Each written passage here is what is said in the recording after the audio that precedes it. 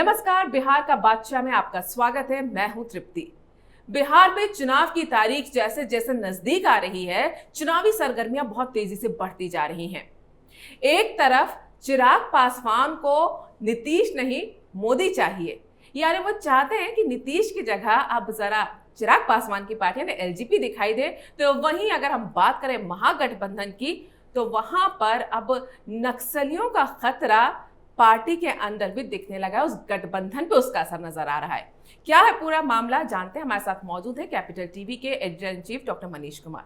Doctor Manish, आपका बहुत बहुत स्वागत है। धन्यवाद। और बिहार से जो चुनावी सरगर्मियों की खबरें आ रही हैं, उसमें चिराग पासवान मोदी की तस्वीर के साथ ही नीतीश की तस्वीर वो हटा देना चाहते हैं। क्या मामला है ये? देखिए, जहां जहां एलजेपी के उम्मीदवार खड़े हुए हैं अब तक, तो जो ग्राउंड से रिपोर्ट आ रही है वो सब लोग वहाँ ये कह रहे हैं कि हम ओरिजिनल एनडीए हैं। माने मोदी के जो गठबंधन में ओरिजिनल पोजीशन हमारा है। नीतीश कुमार तो आते जाते रहते हैं और वो लोग, आइए समझिए, ये बहुत बड़ा खेल है। और बिहार है, बिहार में राजनीति में, चुनाव में वहाँ कुछ भी हो सकता है। ये समझ लीजिए कि बहुत ही विचित्र, ये आम राज्यों की तरह वहाँ राजनीति नहीं होती है। एक से एक धुरंधर जो वहाँ बैठे हुए हैं। अब ये लोग क्या कर रहे हैं? ये लोग कर क्या रहे हैं कि बहुत सारे जगहों पे तो उसने इस तरह के उम्मीदवार खड़े कर दिए हैं जो बीजेपी का कार्यकर्ता था, उसे टिकट नहीं मिला तो वो एलजेपी से, जो वो बीजेपी का कार्यकर्ता ही चुनाव लड़ रहा है। अब एक तो बीजेपी का कार्यकर्ता चुनाव लड़ रहा है और दूसरा ये लोग क्या कर रहे हैं कि ये मोदी जी का नाम लेते हैं, मोदी जी की तस्वीर लेते हैं। तो मुसीबत इतनी बड़ी हो गई कि बीजेपी को आज प्रेस कॉन्फ्रेंस करना पड़ा और उन्होंने कहा कि ये जो एलजेपी है ये वोट कटुआ पार्टी है। और ऑब्वियस सी बात है, नीतीश कुमार को लगेगा कि भाई ये तो कहीं इनके साथ धोखा तो नहीं हो रहा है, कहीं ऐसा तो नहीं कि हम गठबंधन में बीजेपी के साथ आए हैं, हमारे जेडीयू के सारे वोटर्स जो हैं वो बीजेपी को वोट करें और जहां हमारे उम्मीदवार खड़े हैं वहां पे बीजेपी के वोटर्स जाकर के वो एलजेपी को वोट दे दे, तो ये से तो खतरा हो जाएगा, नुकसान हो जाएगा। तो आज बीजेपी की तरफ से क्लैरिफाई किया गया कि ये जो सारी बातें हो रही है एलजेपी की तरफ से, ये लोगों को भ्रम पैदा करने के लिए, उनको बरगलाने के लिए, उनको गुमराह करने के लिए किया जाता है। एनडीए का कोई भी तरह का हिस्सा एलजेपी नहीं है। तो जहां जहां एलजेपी के उम्मीदवार हैं वो एनडीए के उम्मीदवार नहीं हैं। वो मोदी की पार्टी को जिताने नहीं, उनको हराने के लिए, क्योंकि वो वोट कटेगा तो आरजेडी जो महागठबंधन है उनका, उसको फायदा हो जाएगा। तो एलजेपी से जो खतरा ज़्यादा जो आ रहा है वो एनडीए को हो रहा है। इसमें बीजेपी वालों को भी सीट घटेगी, जेडीयू को भी घटेगी, अगर ये क्लैरिटी ग्राउंड लेवल पर नहीं होता है। इसलिए वो किया गया। लेकिन राजनीति तो राजनीति है। ये प्रॉब्लम जेडीयू की तरफ से किया गया तो चिराग पासवान ने कह दिया कि भाई मोदी की तस्वीर की ज़रूरत नीतीश कुमार को है, हमें उनकी तस्वीर की ज़रूरत नहीं है, मोदी तो हमारे दिल में बसते हैं।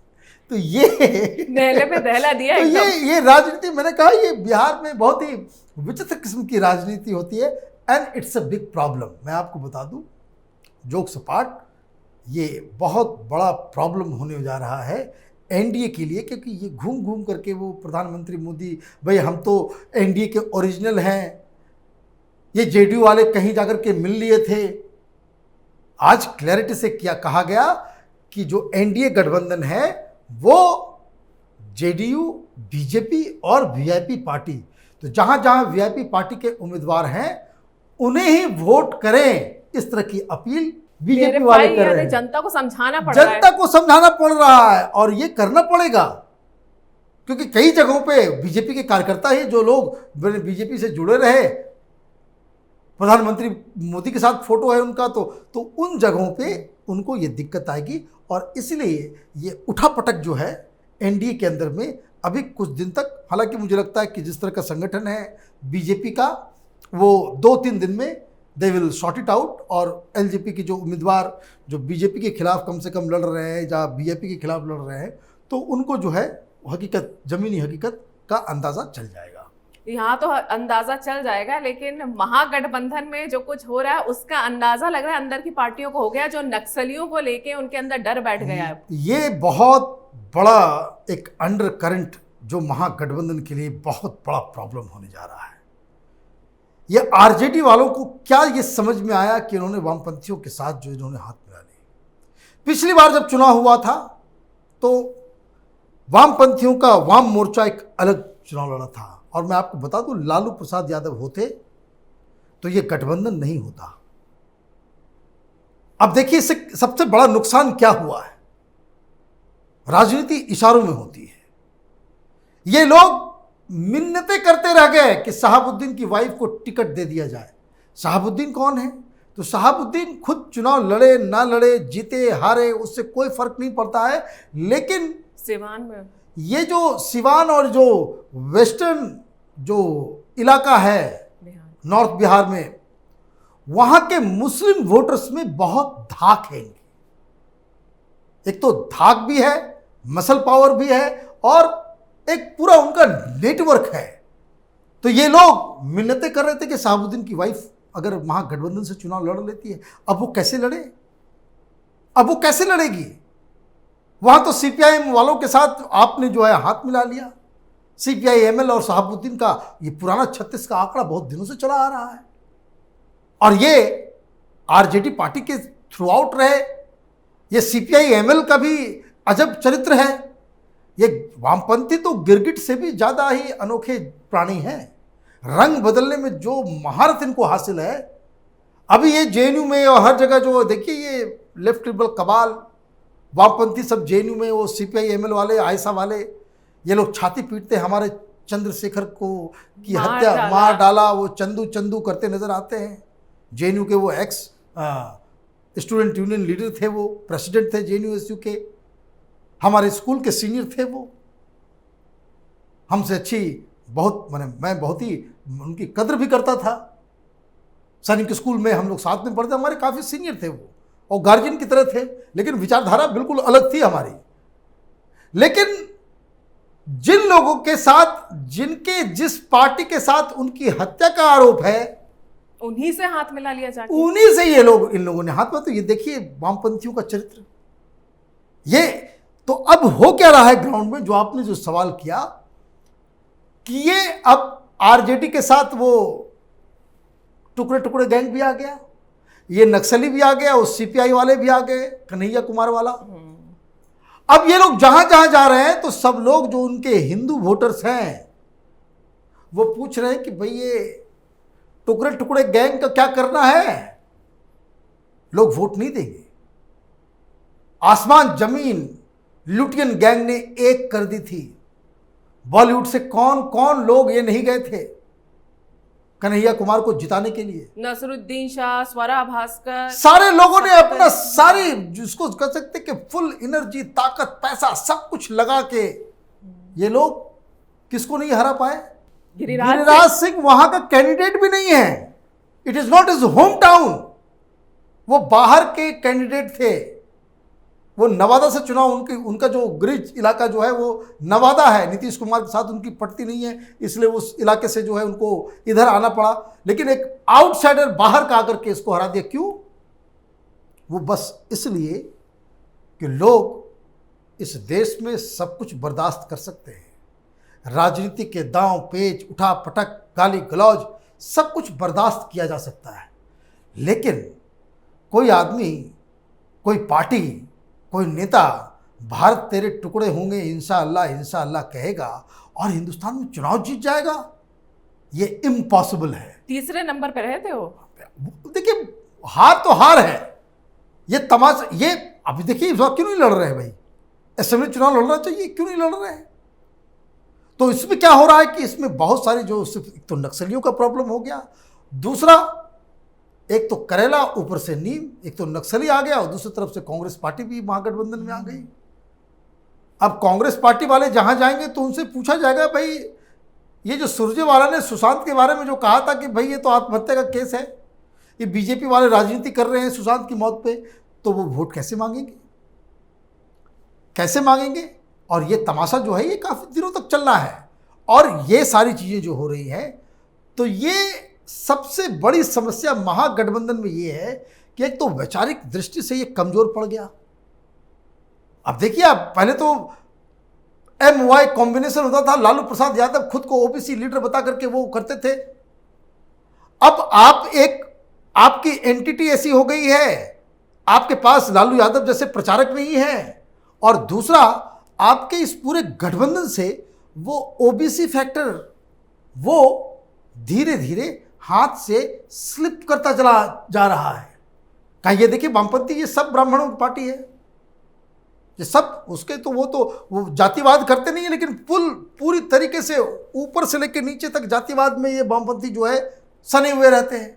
कांग्रेस पार्टी की भी इमेज उसी तरीके की है कि भाई ये तो साहूकारों की पार्टी है, ये फ्यूडल लॉर्ड्स की पार्टी रही है शुरू से, तो वो इमेज भी आपका चला गया। तो वो जो गरीब गुरबा की पार्टी है, वो लालू यादव का जो करिश्मा उसमें चलता था, वो दैट इज मिसिंग। उनके बेटों की भी वो इमेज नहीं है कि वो उनको अट्रैक्ट कर सके वोटर्स को। वो देखिए, लालू यादव तो यदा कदा पैदा होते हैं। आप लालू यादव को कितना भी डिसलाइक करें, आप उनकी नीतियों, उनकी विचारधारा, उनके स्टाइल, उनकी सब चीज़ उन्होंने जो किया, बिहार को किस तरह से उन्होंने बर्बाद कर दिया, ये सब अपनी जगह पे सही है। पर एक नेता के तौर पे जो स्टाइल रहा है, चुनाव जिताने वाला नेता इस तरह का यदा कदा पैदा होता है। तो ये चीज़ जो है, ये सारी चीज़ें जो है, वो महागठबंधन का पूरा जो प्लैंक जो नज़र आ रहा है, जो प्रचार का जो पूरा प्लैंक नज़र आ रहा है, वो मिसप्लेस्ड है, डिसओरिएंटेड है, और यही इनको बहुत महंगा पड़ने वाला है। महागठबंधन में गांठें साफ दिखाई दे रही हैं। तो वहाँ दूसरी तरफ हम देखते हैं, ओवैसी को हमने देखा था पिछले चुनाव में, एक अपनी जमीन तो उन्होंने बना ली थी। क्या लगता है इस बार चुनाव में अब पैर भी पसार पाएंगे? देखिए, ओवैसी साहब इसी महागठबंधन के कंफ्यूजन का फायदा वो उठा रहे हैं, और पिछली बार चुनाव नहीं जीत पाए थे। हालांकि बाय इलेक्शन में एक सीट उनको निकल गया था सीमांचल से, लेकिन इस बार उनकी तैयारी पूरी है, और कई जगहों पे वो चुनाव जीते तो नहीं, लेकिन इस बार महागठबंधन को बहुत जबरदस्त वो डेंट करने वाले हैं। डेंट क्यों करने वाले हैं, इसकी 2-3 वजह हैं। एक, मुसलमानों के बीच तेजस्वी यादव, ये कांग्रेसी, ये CPI-ML, ये नक्सली, ये वामपंथी, उनकी साख धीरे धीरे कम हुई है। जो MY फैक्टर पहले चलता जो था, पहले वो लालू यादव का करिश्मा होता था। आपको इस तरह के समीकरण को एकजुट करने के लिए यू नीड अ लीडर, वो लीडरशिप इनके पास नहीं है। एक दूसरी समस्या क्या है कि यूथ के बीच ओवैसी बहुत ही पॉपुलर है।